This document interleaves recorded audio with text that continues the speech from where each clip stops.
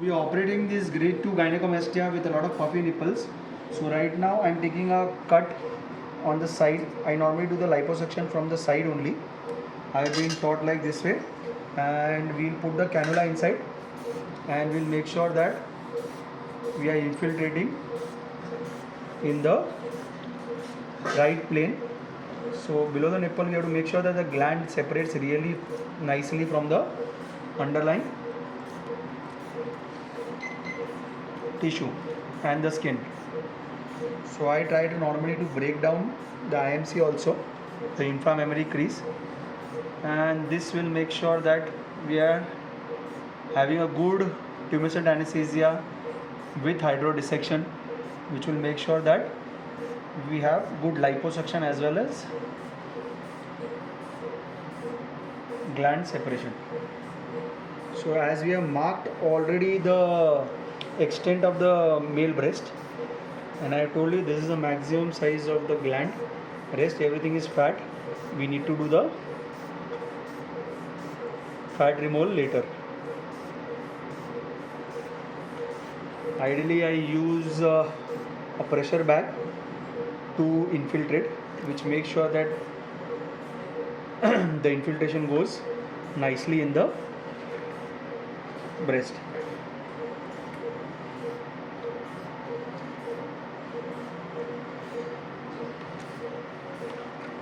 We have to make sure that we don't cross the midline. If we cross the midline, it can cause problems. That can cause synmastia. Synmastia means both breasts looking same, in the same plane. Yeah, thank you. Can you come here? So we are doing the second side now, infiltration, and we have taken a cut and we are making sure that we are going under the nipple. See how the nipple is separating from the from the gland. Since I am a lefty, left side becomes more simpler for me, and we have to have a good infiltration, to have a good dissection, good liposuction, good gland removal.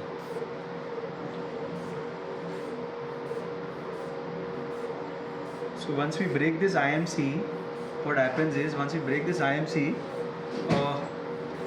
the best part about this is, once we break the IMC, for us the breast can fall and there is no limitation of the skin movement. Okay, and approximately 1 liter. So this is the level of pressure which we have to create in the breast, and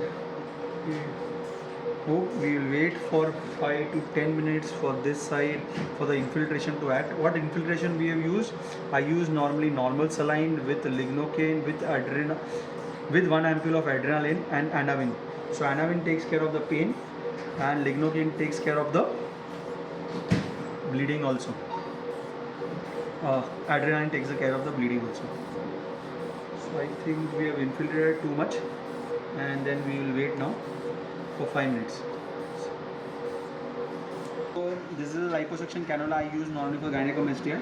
This is a tip which makes sure that this thing is down. It is not going towards the skin. So we are doing liposuction slowly and steadily. As you can see, the fat is also coming there in the tubes.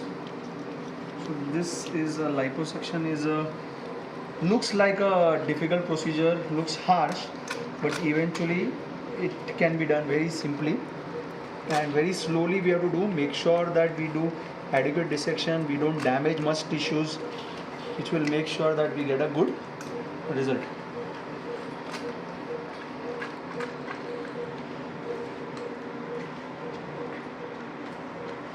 And always feel the skin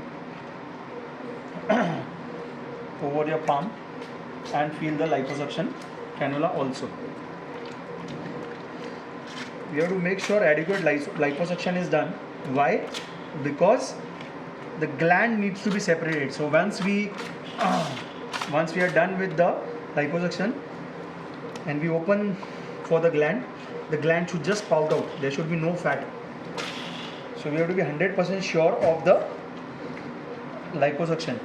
Completely happy with the liposuction, and that's how we can get good results. So see, right now I'm breaking the IMC. So that was the part where we have marked.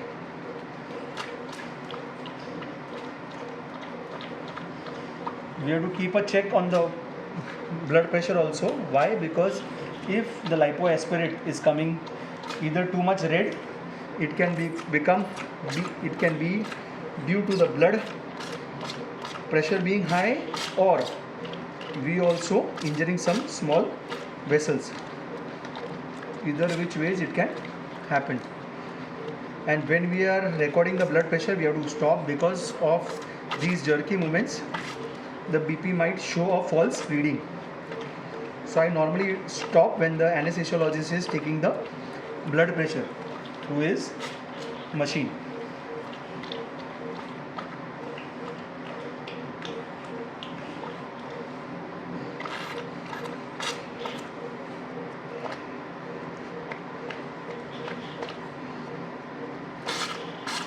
Some people say to wait for 20 minutes also for the adrenaline to act. I normally wait for 10 minutes only to make sure the adrenaline acts. So once the liposuction is done, I'll be showing you how the skin thins out.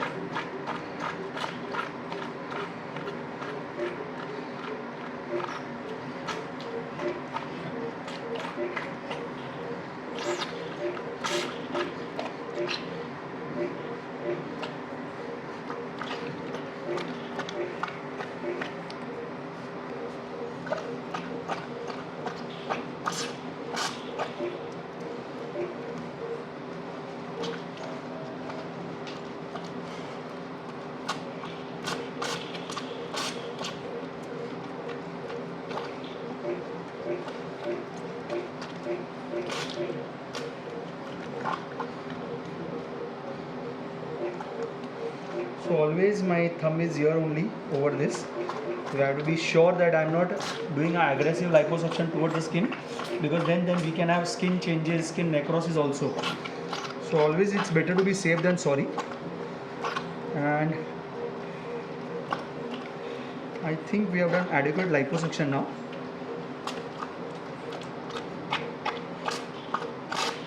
So I'll be showing you how the skin feels after the liposuction and how the gland is there.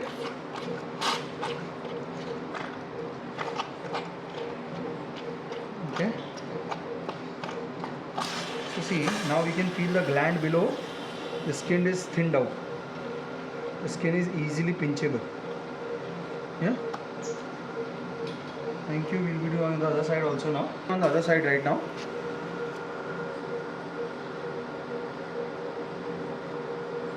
So for me, as I am a lefty, it becomes more simpler to do the liposuction on the left hand side. The lipoaspirate as a fat is more yellow before and becomes more bloody later. Because once the fat is sucked out, the gland and the fibrotic tissues take part of it. See, again I am telling you, this is how the fat looks initially. Ideally we use a silicone tube which is autoclavable and it can be used multiple times.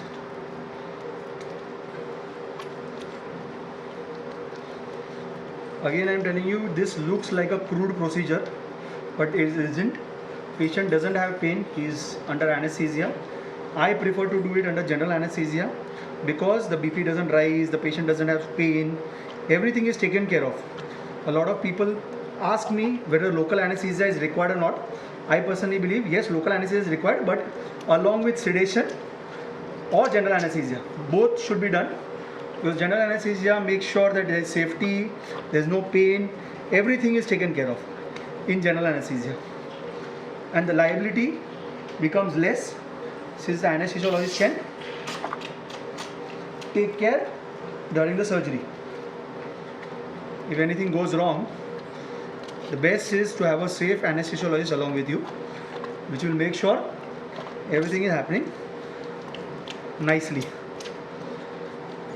So if you do it in a local anesthesia, the BP might rise, it becomes headache. You have to take care of the BP rather than taking care of the surgery. So it's better to have a good anesthesiologist who can take care of the pain, amnesia, he doesn't remember anything. Once he wakes up, it should happen like, he should ask whether surgery is done or not. That's how the anesthesia should be. There's nothing good to remember this, that you had pain, and nothing heroic, I suppose, to do it under local anesthesia.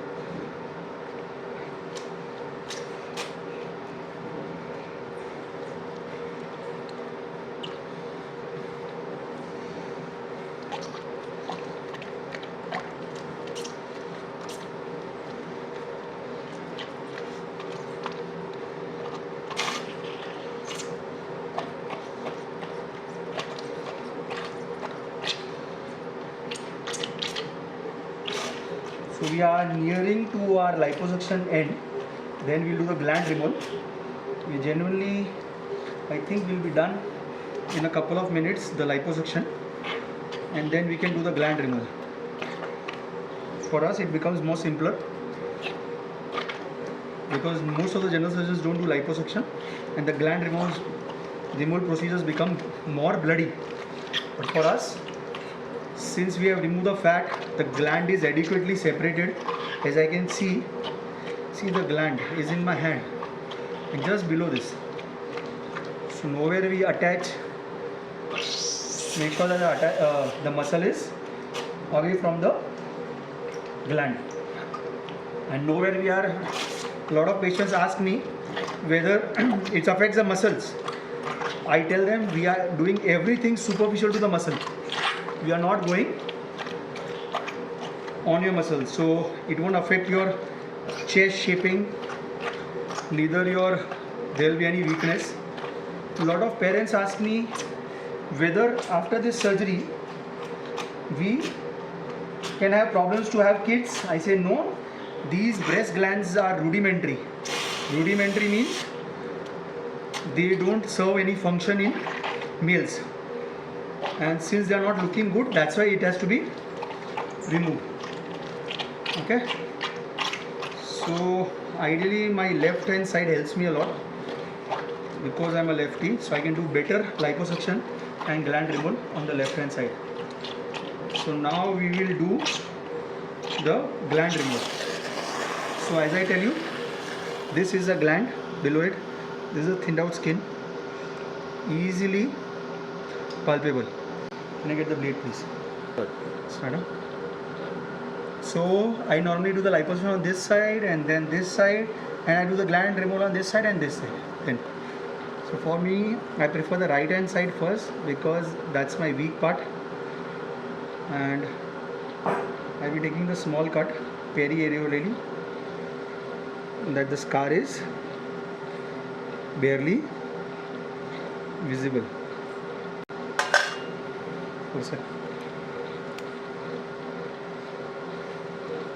Start. So you have taken a peri-areolar incision for gland removal. Okay, I normally use the cautery for removal of the gland. As I told you, most of the gland is below the nipple.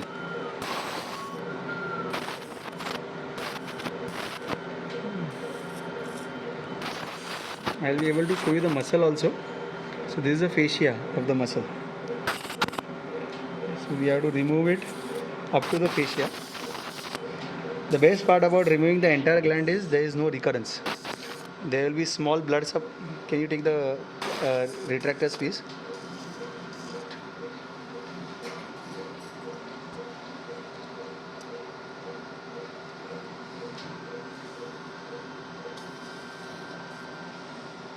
So we have to remove the gland slowly. I remove it piecemeal, piece by piece, and making sure there is no bleeding happening, hemostasis is taken care of, and making sure that there is no gland removing.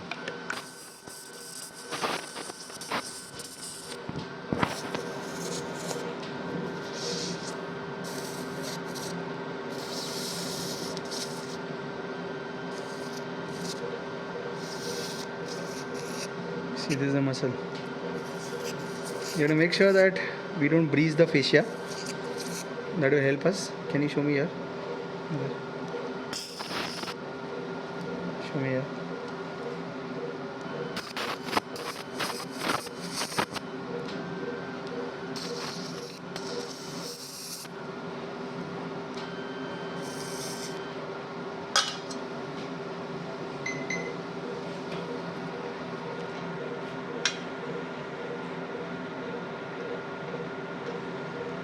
So any small bleeding spot, you have to make sure that we are cauterizing it, because we don't want a hematoma for the patient. We should make sure that the bleeding has been taken care adequately.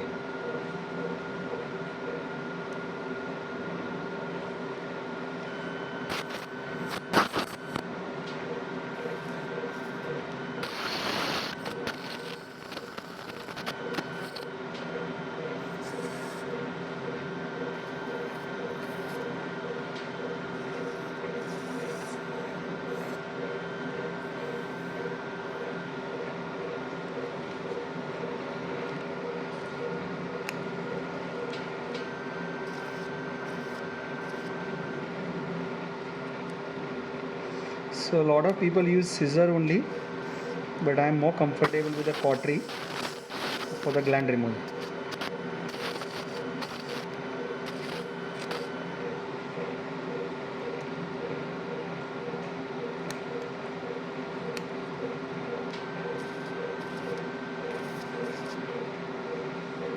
And the patient should not come back that there is some gland below. So you have to make sure that you thinned out the nipple really well.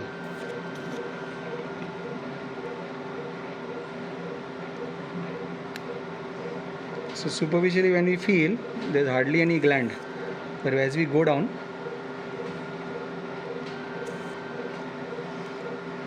the gland is too much.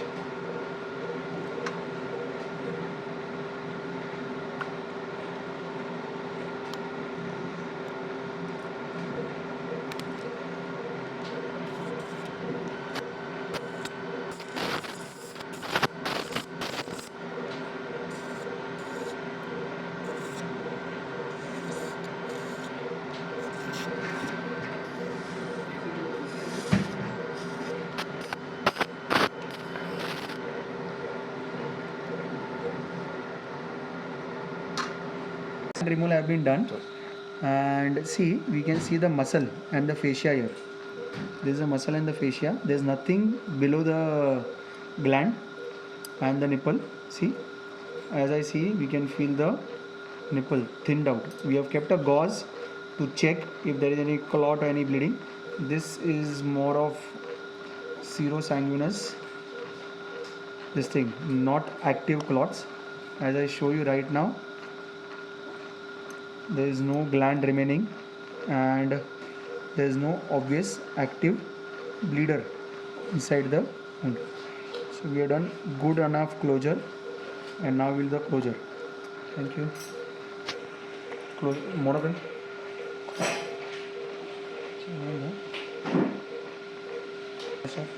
So I take normally the central stitch, and there is no gauze inside, we are sure about it, and then only we are doing the closure. The gauze count seems to be okay. Brother, scissor, you cut it please on the knot. Yeah, and we do a closure right now. I do the continuous skin suture, and I tell the assistant not to. Make sure that just hold it with the mosquito and make sure that it doesn't screw up with the normal thread process. You have to make sure that we don't make it too tight and cripple the nipple. It won't look nice if the nipple is crumpled. Don't make it tight, please. The scar is barely visible after surgery. If possible, I will be sharing you the post-op results also. As you can see, the suture is hardly seen. Since you know there is a cut here, that's why people will bother you. But the people who don't know there has been gynecomastia surgery, I don't see any problem with that.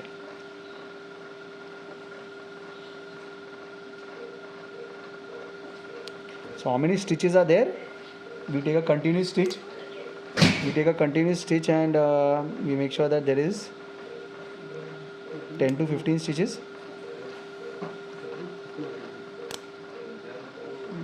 Scar is, as we say, barely visible, and I am making sure that I don't crumple the nipple.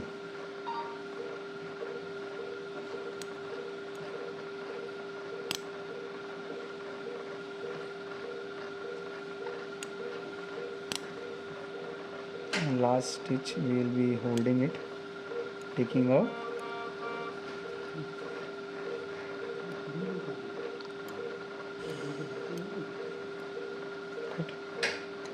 I take the side stitch also, which I have taken. I close this wound, making sure that there is no barely minimal scar.